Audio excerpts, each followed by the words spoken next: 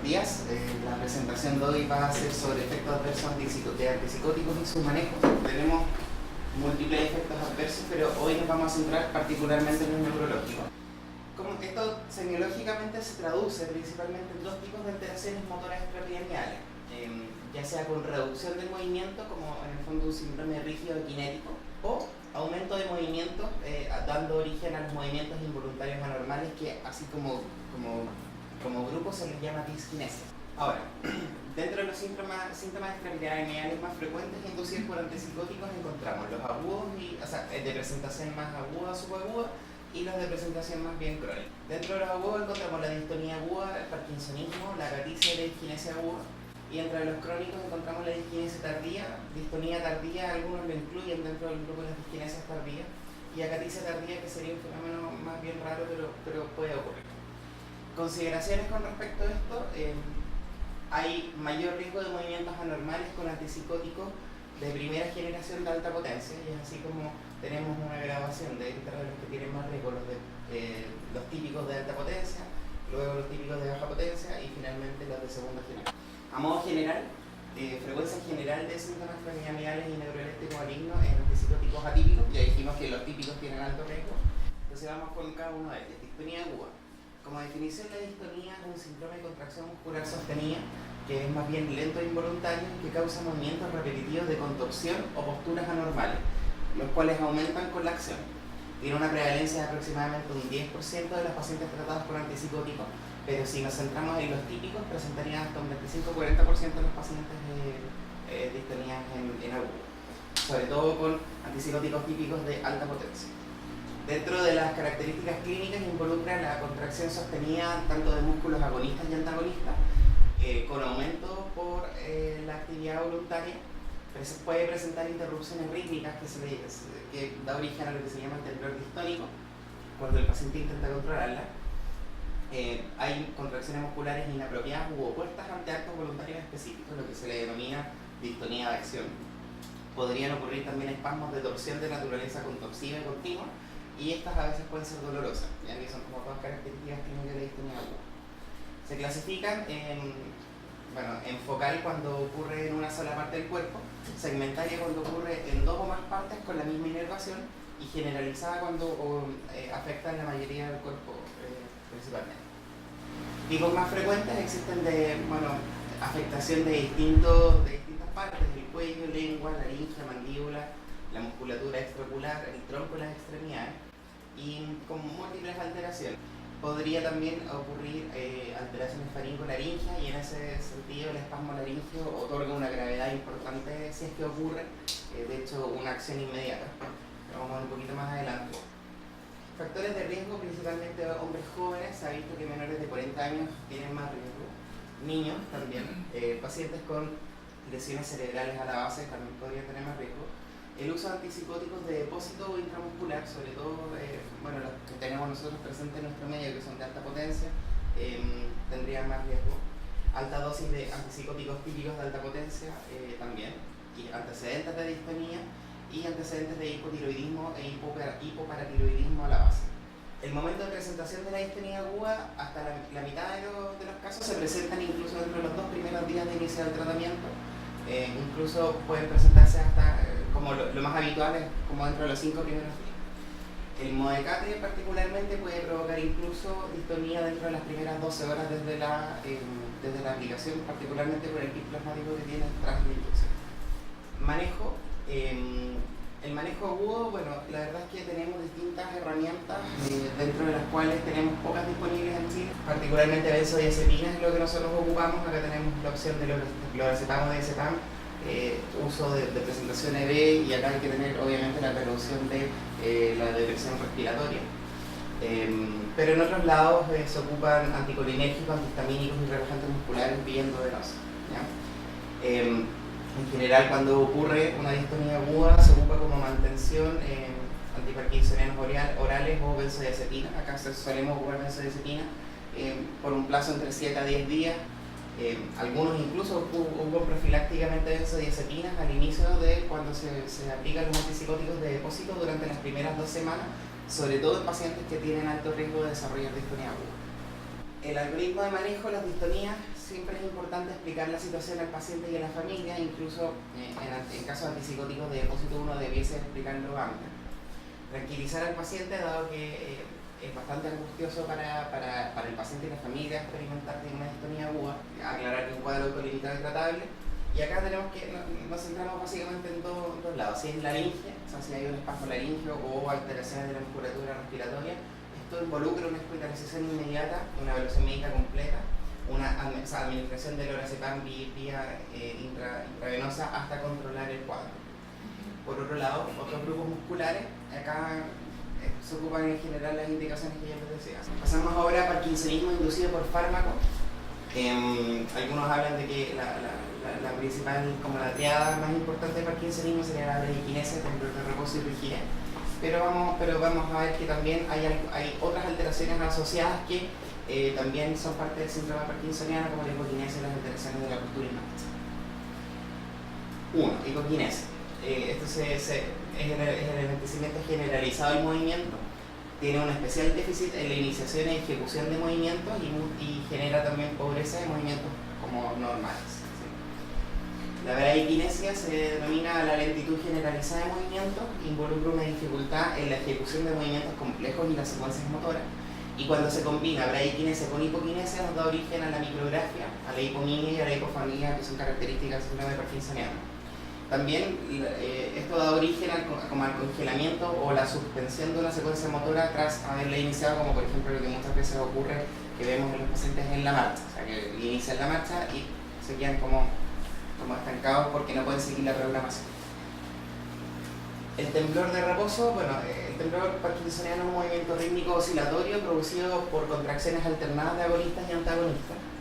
Su característica es que se presenta en reposo y que disminuye con movimiento. Tiene una frecuencia de 4 a 5 Hz y afecta principalmente los brazos con movimiento de cronosupinación del antebrazo y el movimiento clásico de pildoreo de los dedos índice y pulgar. También puede afectar mandíbula, labios y extremidades inferiores, y el farmacológico suele iniciarse de modo bilateral desde el comienzo, a diferencia por ejemplo en el Parkinson idiopático, que desde el inicio lo que suele ser característico es que es más bien asimétrico o incluso de presentación unilateral, y con el paso del tiempo se va volviendo bilateral. La rigidez involucra que hay un aumento de la resistencia a los movimientos pasivos de las extremidades, tanto en agonistas como en antagonistas, durante todo el rango de movimiento. Y esto es predominante en musculatura flexora antigravitatoria, contribuyendo a la característica postura en flexión de estos pacientes. Y si además a esta rigidez le sobreimponemos un temblor, se observa lo característico de acá, que es la rigidez en rueda dentada. Alteración de postura y marcha. Recordemos, la marcha suelen tener pasos cortos, tienden a acelerarse para compensar el desplazamiento anterior del centro de gravedad, lo que da origen a lo que denominamos la marcha festival. Recordemos también que tienen giro más bien en bloque y con escaso braceo en la deambulación. La postura, habíamos dicho que hay una tendencia a la flexión corporal de cabeza, tronco y extremidades, y habrían alteraciones de reflejos posturales. La prevalencia del parkinsonismo, entre un 15 y un 20% en antipsicóticos típicos. El momento de presentación suele ser más bien de tipo más subagudo, con semanas tras inicio del fármaco.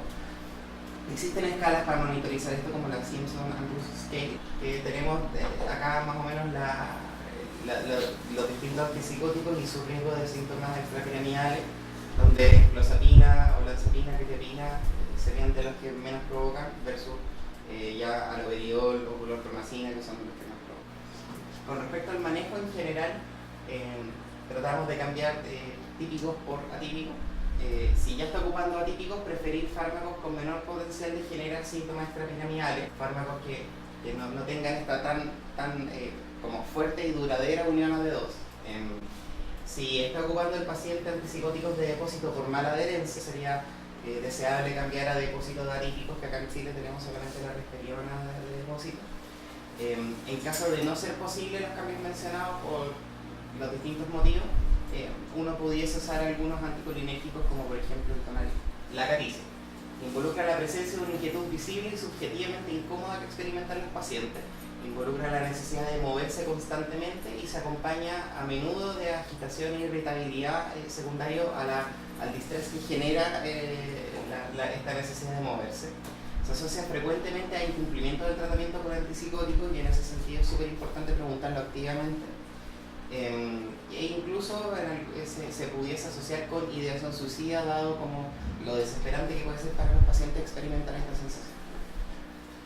Puede confundirse con agitación, y esto es complicado, dado que o sea, si nos confundimos con que el paciente está agitado porque está psicótico, lo que se tiende a hacer es aumentar la dosis antipsicótica, y si en realidad era caticia, empeoramos la caticia. Algunas manifestaciones clínicas comunes: llevar el peso corporal de un pie a otro, moverse en el lugar, incapacidad para mantener las piernas quietas, sensación de inquietud interna, incapacidad para mantenerse sentado, incluso algunos relatan sensaciones como de parestesia en extremidades. También hay una escala clínica que es la Burns Akathisia Scale que pudiese ocuparse para objetivos.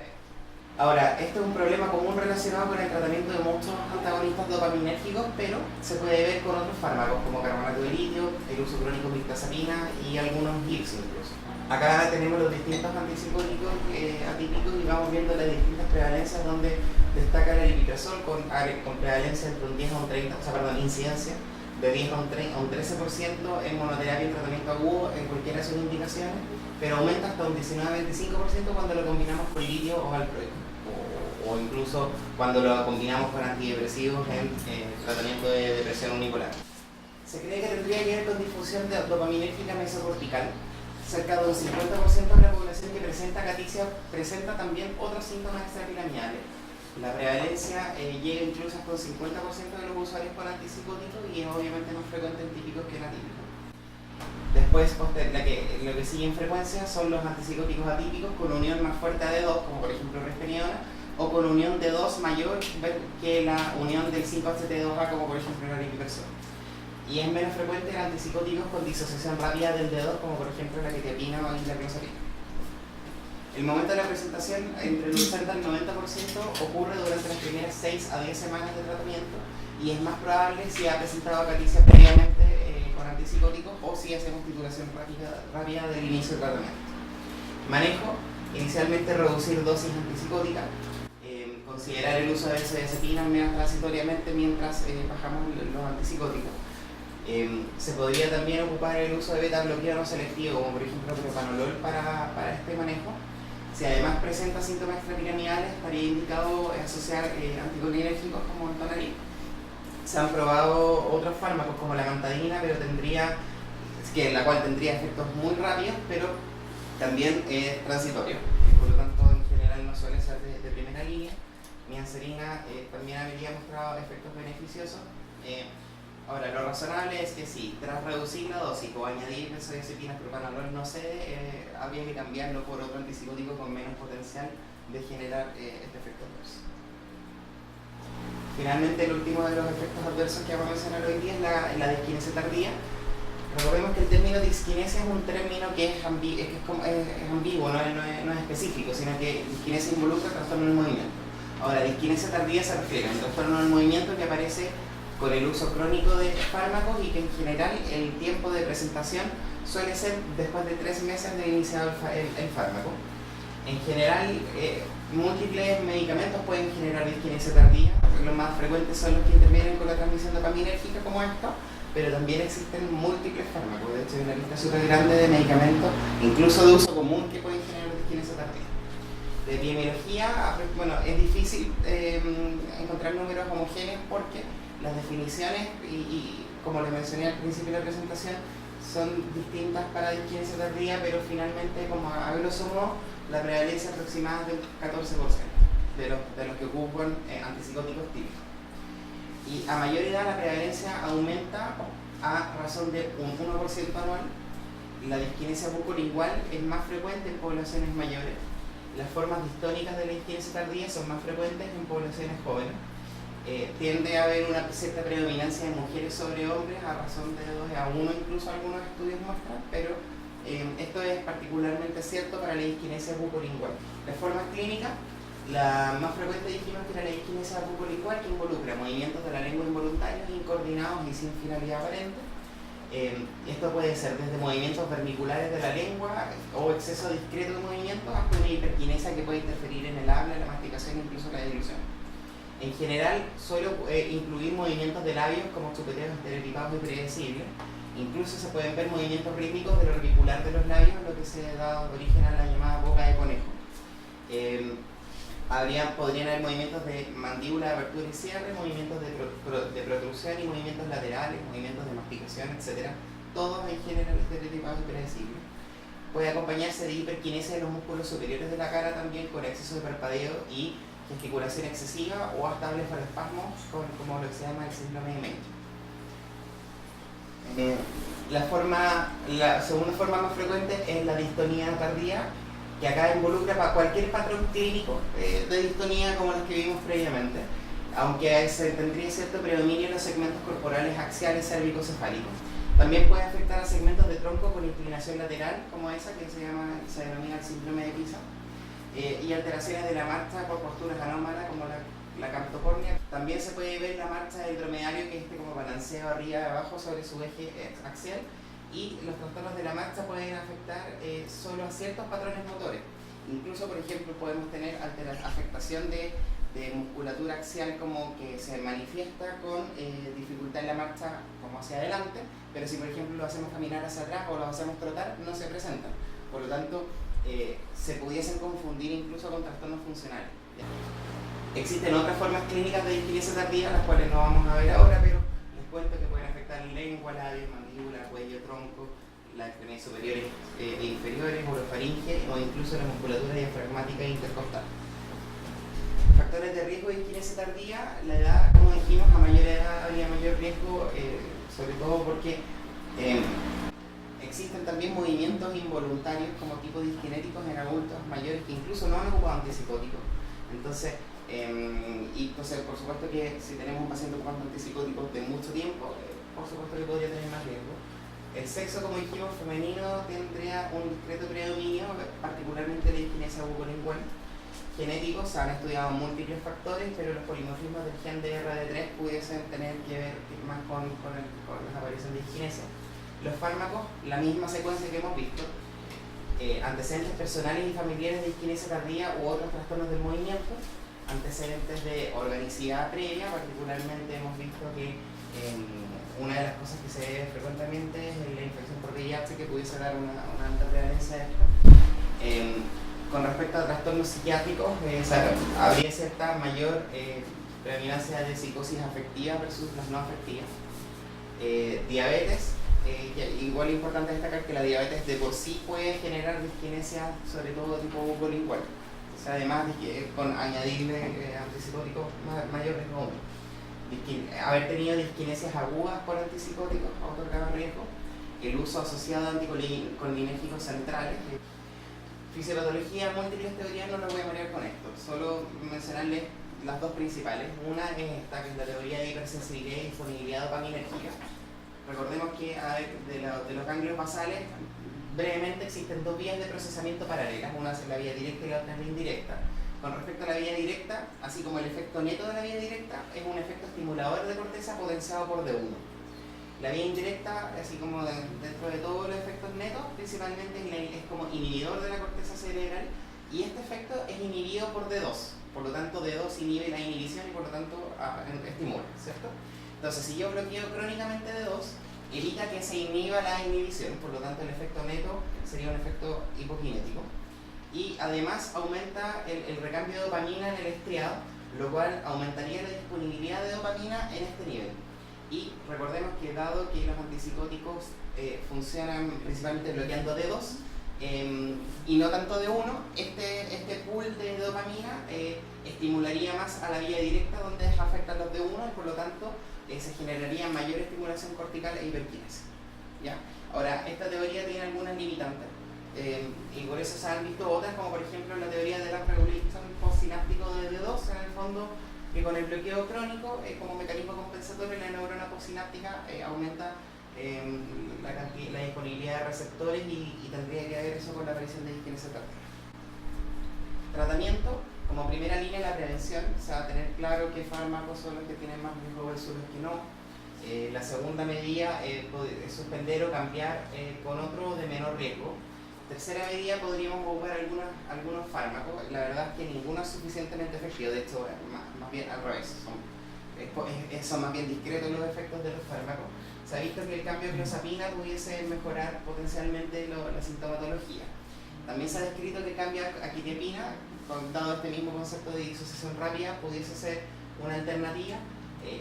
Por lo menos, al menos no empeora, pero no se ha visto el mismo efecto de la clozapina como que mejoraría la sintomatología. Fármacos anticolinérgicos también potencialmente útiles, son un subtipo distónico. Y se han probado múltiples otros fármacos, desde piridoxina, vitamina E, han probado básicamente todo lo que se les ha ocurrido probar. La verdad es que casi todos tienen resultados erráticos o son de muestras pequeñas o de evidencia baja calidad. Entonces, estas son principalmente las que tenemos ahora. Y eso, ahí está la bibliografía, como por si quieren profundizar en el tema. Y eso, fin.